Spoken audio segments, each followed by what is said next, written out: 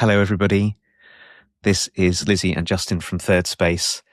We are here for our 440th week of our Turning Towards Life conversation. Lizzie, it's so lovely to see you.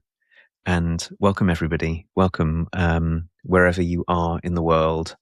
Whenever you're listening or watching, we are on all the podcast platforms and on YouTube, and also on turningtowards.life. And if you head over there, you can contact us, support us, find out about the coaching that we do, all kinds of things. That's turningtowards.life. It's a wonderful place to, you can sign up for our weekly email.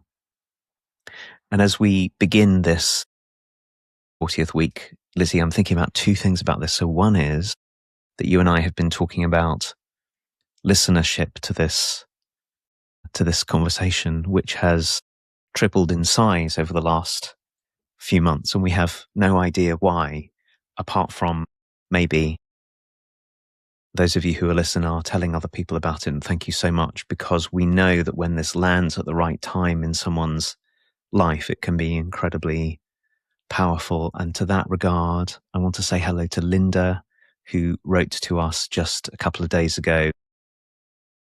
Linda, we will respond to your email very, very fully. But one of the things that we know is that Linda found her way by searching for a poem that we talked about.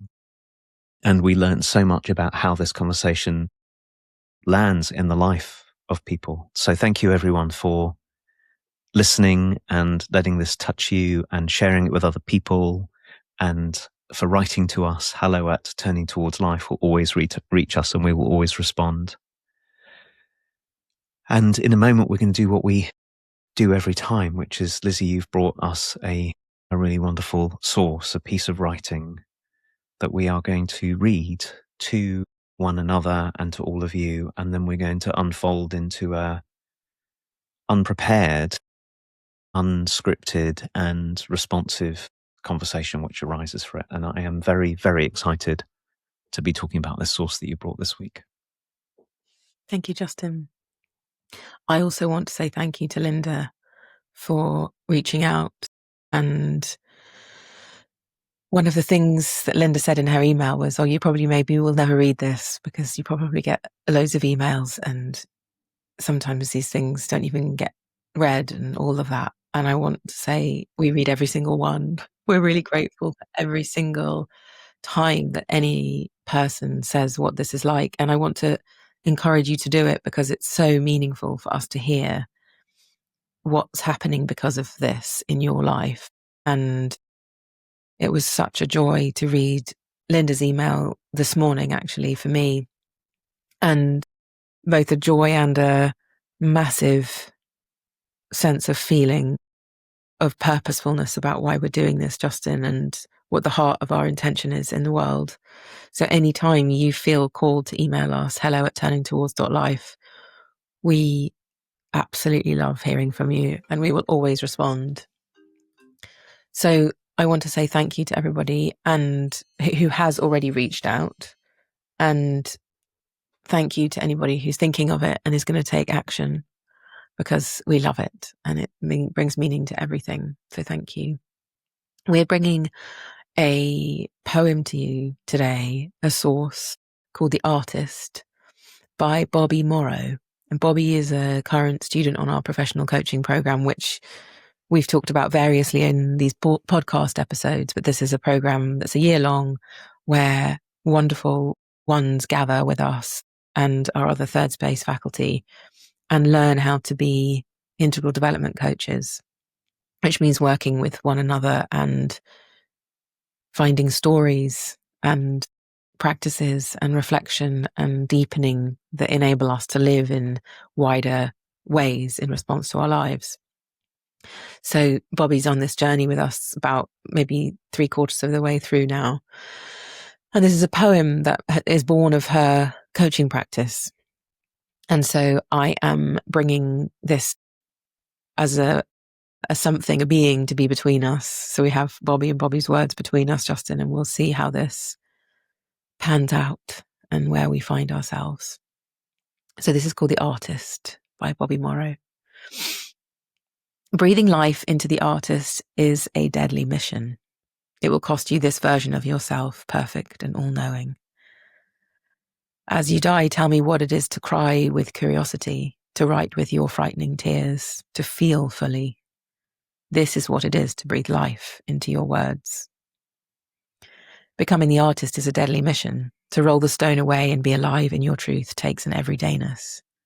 We practice and build, we fall and find our feet, we create masterpieces, we wash them away. I know you worked so hard on this sense-making. Those sensible makings have carried you. But still I ask, what is this world without your art? How do you love without your truth? Thank you, Lizzie. And thank you to Bobby for writing this. This is The Artist by Bobby Morrow. Breathing life into the artist is a deadly mission. It will cost you this version of yourself, perfect and all-knowing. As you die, tell me, what's it to cry with curiosity, to write with your frightening tears, to feel fully? This is what it is to breathe life into your words. Becoming the artist is a deadly mission. To roll the stone away and be alive in your truth takes an everydayness. We practice and build. We fall and find our feet. We create masterpieces. We wash them away. I know you worked so hard on this sense-making. Those sensible makings have carried you, but still I ask, what is this world without your art? How do you love without your truth?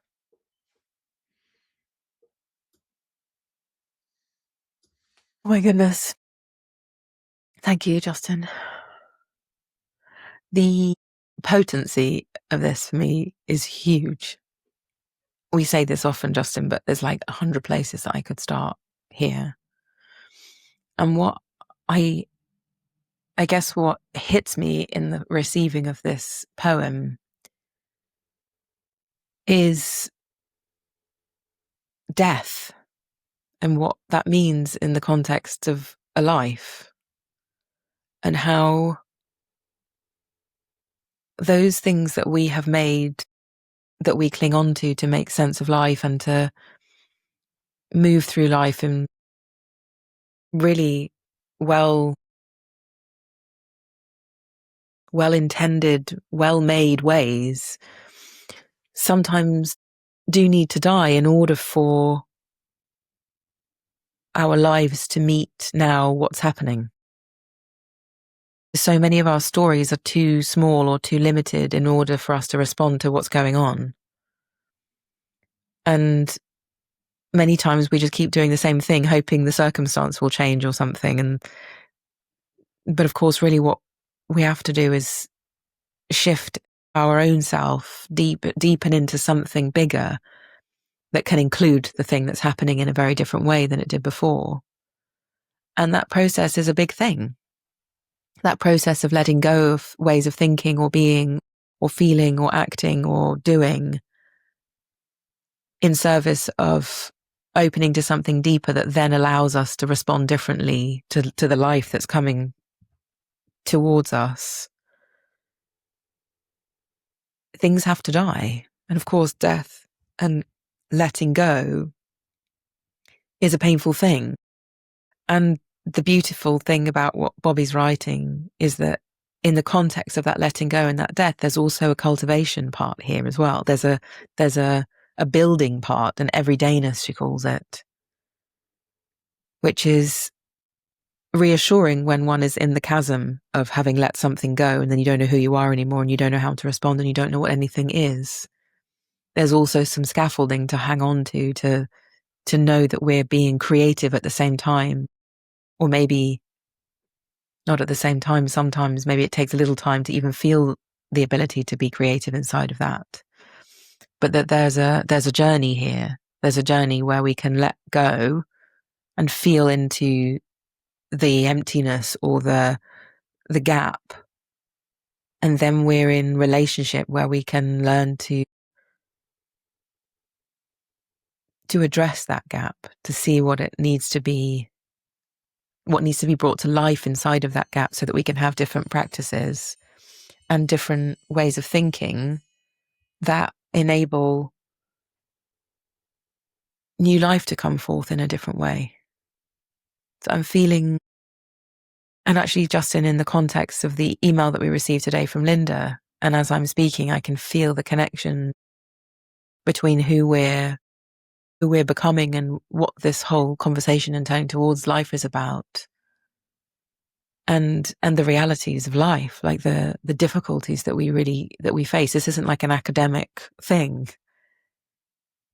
It works in the thick of our pain and our grief and our changing circumstances and our massive openings that happen in our worlds. And something can be born that was not available before. I was whilst you were talking, Lizzie, and whilst I was reading these words, I was remembering going to an exhibition, an art exhibition at Tate Modern in London, and it was Jackson Pollock. I don't know if you've ever seen any of Jackson Pollock's art. Basically, Jackson Pollock became very, very famous for making these giant canvases. They were, they're meters long and meters high, and he essentially splashed paint on them. They're big, splashy things, and they're very striking and very original. And at one point in the exhibition, it was a sort of retrospective of his life. You get to a room where you could see Jackson Pollock's early art, and it turns out he could really paint. There were really beautiful pictures of, very conventional looking paintings of things. And I remember at the time feeling amazed. It's like, you mean he didn't just start his life by splashing paint on the page? No, he learned to paint first. And then, clearly he got to a point where something else needed to be born in him, and he took everything he knew about painting and then let it go in order to make something else. And I remember thinking, that's not so different to what any of us have to do in our lives, which is that when we arrive, we arrive tiny and vibrant and full of possibility and sacredness and goodness, and then we meet the world, and the first thing that we have to do is to learn how to belong in the world that it is. Like we're getting taught all the time how to be. If we don't learn at least some of that, then we can't talk to other people, and we don't know how to move around the world. And so there's this first part of our lives where we're absorbing and learning to be in relationship and learning to respond, but also to a certain extent, we're learning the skills of performing to belong in the world. And it takes a certain kind of skillfulness. And then so there's a great benefit. That's what I thought when Bobby writes, I know you worked so hard on your sensible makings have carried you. That was actually where I thought. So we have to make a certain amount of our sensible makings in order to be able to be in the world. And then the question arises somewhere down the line for many of us, and it might be, like you said, Lizzie, a moment where we meet grief or loss or uncertainty, or we meet a great longing to bring something into the world that hasn't been brought before, or to say something, or to share something. And then we're faced with this deadly mission that Bobby talks about, which is, to what extent am I prepared to let go of the security that the way of belonging that I've made so far has brought me, in order to find out something that is also uniquely true about myself? Because the way of belonging brings us into relationship, which is marvelous and necessary. And then there's always the something about us that is not that's unique, that has been made through through the actual experience that we've had, or maybe was there in some way right from the start. And so my sense of this poem is that it asks us to engage very seriously with this question. And it's about that you were talking about drawing attention to the death part of it. So it's about the death of a way of knowing ourselves. Can I bear to find a way to bring that which doesn't easily, straightforwardly belong in the way that I've been so far? Something has to let go. But I also think it's about our own inevitable death too, because there's a period in our lives in which the project of belonging is probably the most important thing to do. If we don't do that, it's very, very hard to move in the world. But then as we become more aware that our lives are finite and that we're not going to have endless opportunity to wait to say whatever it is we want to say, to share this unique experience of being a person, we start to feel the tension that Bobby's writing about, which is, can I dare to share with the world what it's like to be this one? This is the way I interpreting what Bobby says about art and truth. What's it like to be this one? Because we each have a unique place from which to look out at the world and look in at the experience of being a human that can never be again. It's a one-time, the very particularity of our existence is a one-time event. And I think we're made in a way for saying that or sharing it or painting it or talking it or moving it or whatever it is. And it asks a lot of us to be willing to begin, but also what I can feel is how life-giving it is to even entertain the possibility that I might bring what's on the inside of this one out into the world in some way, that it could be seen, heard, felt, met, understood. Well, that feeling that I might sneeze, Justin, I think is going away.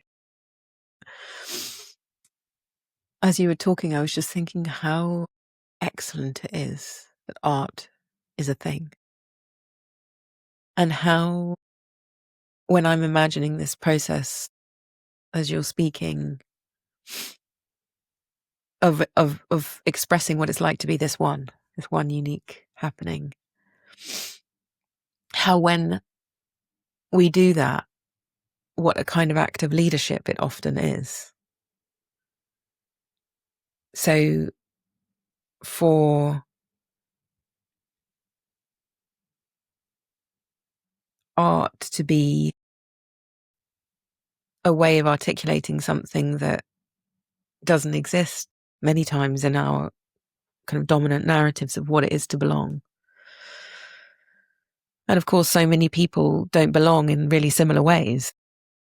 I don't feel like they belong. And so somebody stepping out and saying, this is a way that it's like to be me, it gives permission for other people to feel that that is a legitimate way of being a human being, or a legitimate thread of humanness that gets ignored in our world. Like to have feelings, for example, or to be filled with grief, or to be someone who encounters life at the kind of depth that's not really, hey, how are you? I'm fine, thanks.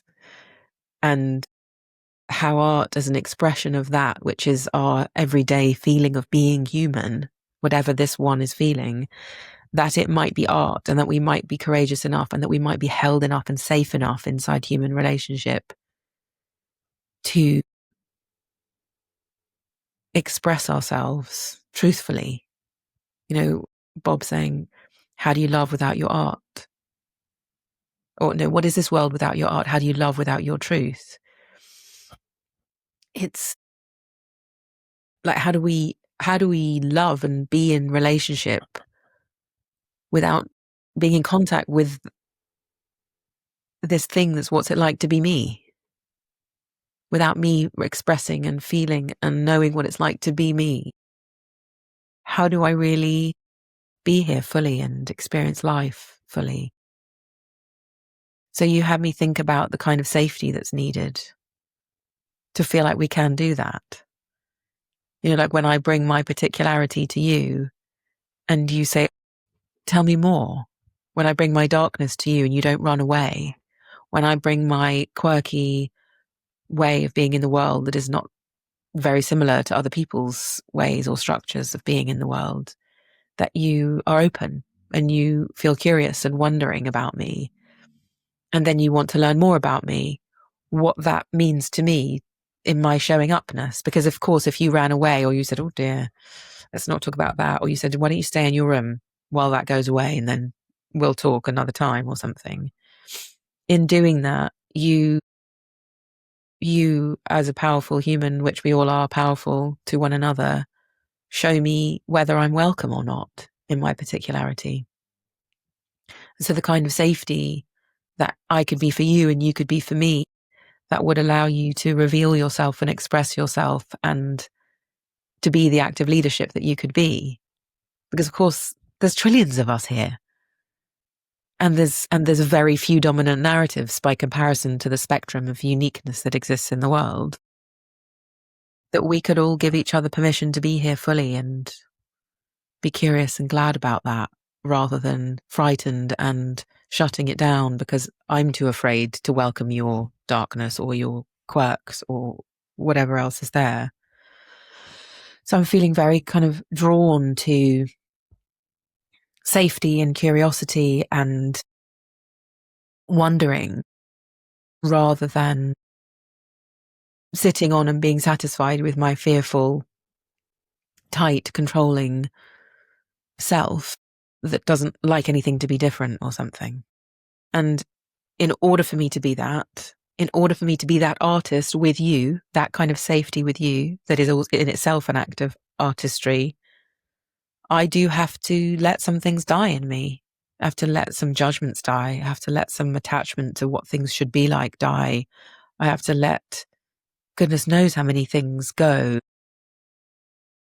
But I also know that if I cultivate curiosity and if I cultivate openness and if I consciously sit and know my nervous system as one that can relax and settle and be open, what gets shown to me as needing to be let go will be shown, and I can work with that. And I think that in some way, Justin, is the heart of what all of this is about, is being a person who can see my prejudices, can see my judgment, can see my wanting things to be the way I want them to be.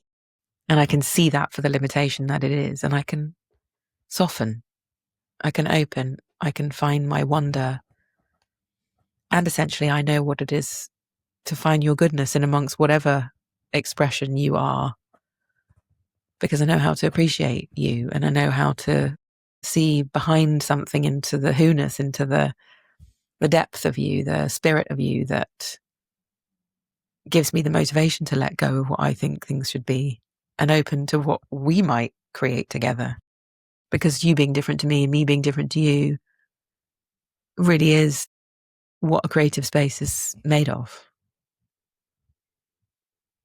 You know, when we were, Lizzie, talking about belonging earlier, and I said, it seems to me that in order to bring ourselves, we first have to learn a way of belonging, and then we can let go of it. One of the things I didn't say about it was that necessary belonging of being a human with other people, of learning how to be in relationship with other people, may not always feel like belonging. In fact, in many places it won't, because in order for me to fit in with the family system, in order for me to belong in the family system or caregiving system in which I've grown, that belonging that's necessary may also involve me leaving enormous parts of myself out, in exiling enormous parts of myself. And so belonging is both necessary and then comes often at a great cost. And I think at this time in the world's history, a lot of people are thinking about that, about what is it to belong one another, to make it possible to belong in ways that don't keep on demanding of one another that we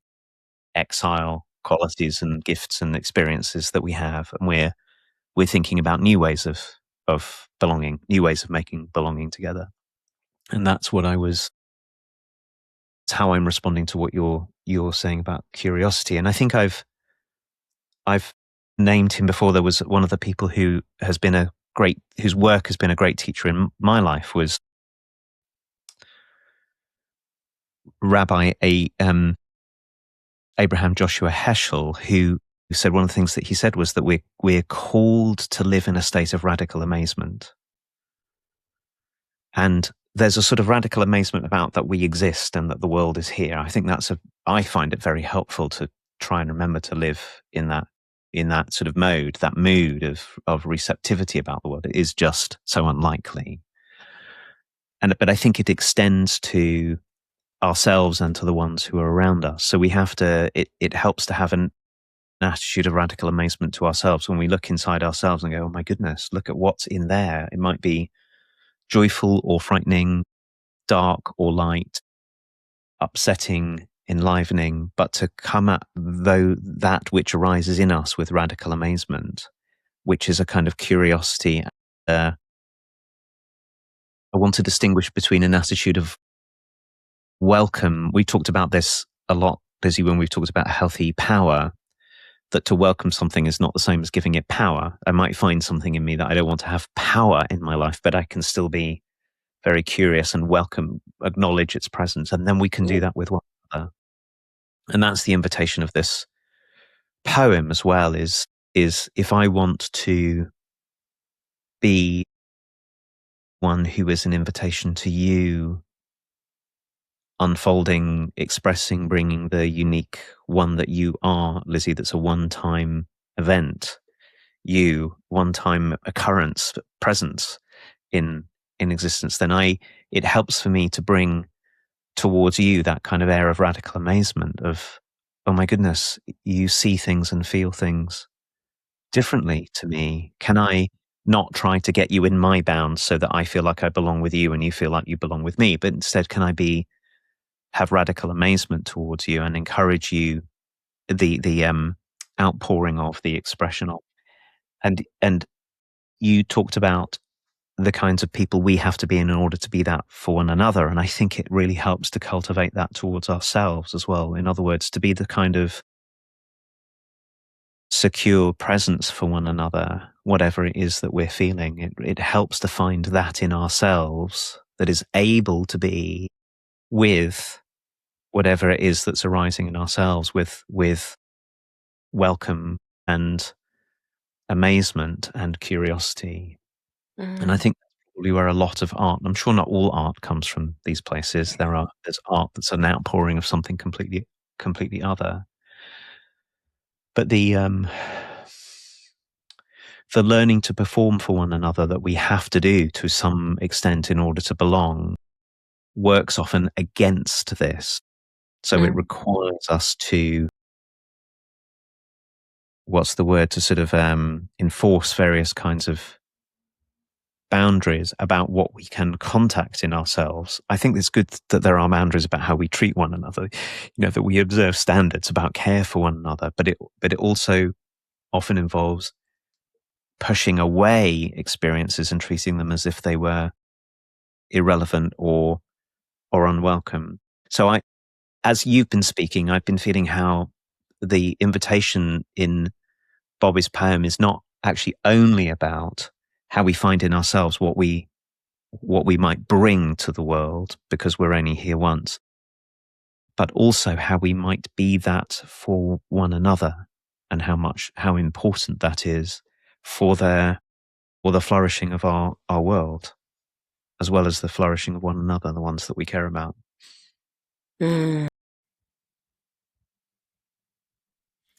I love that many of the times we speak, Justin,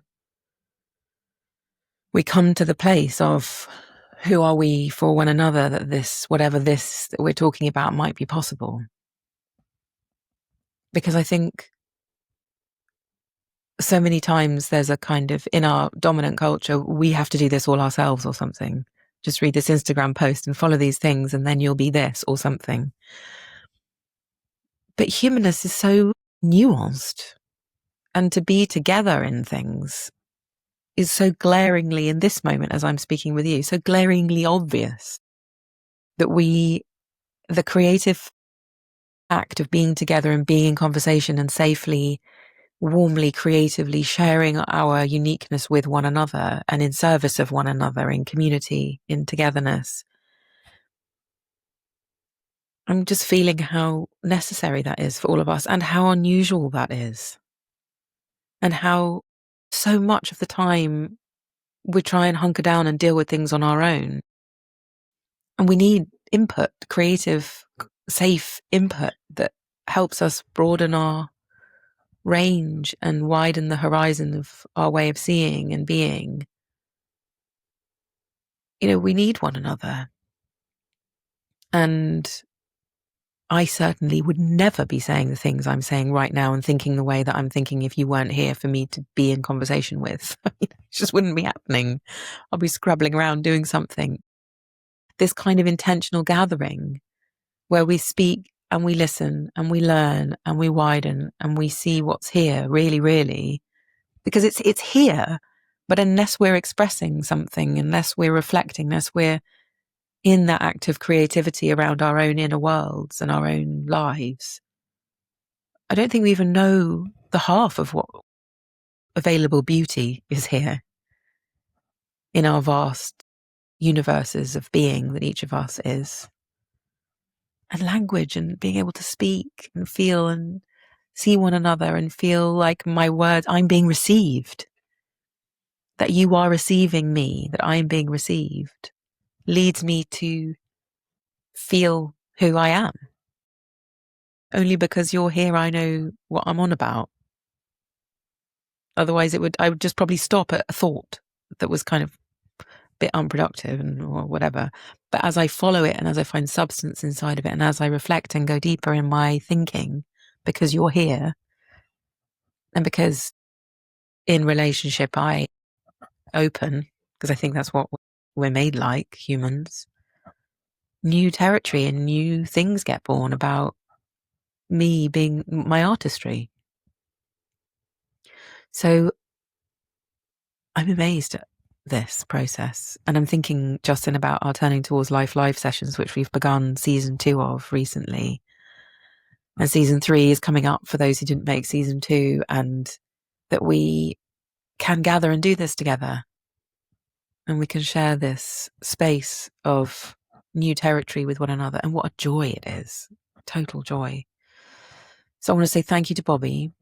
I want to say thank you to Linda again for inspiring me in my heart today through writing to us and saying what Turning Towards Life is in her life, in her hands, in her heart. And thank you to you, Justin, for being this kind of curious, wondering, receptive safety that is in response to and in receipt of me and what gets born in me from the Bobbiness that wrote this, and how wonderful it is to be here and to wonder every week like this with you. Thank you, Lizzie. Thank you, everyone. I think that's our end, basically, of this episode, and we'll see you all next week.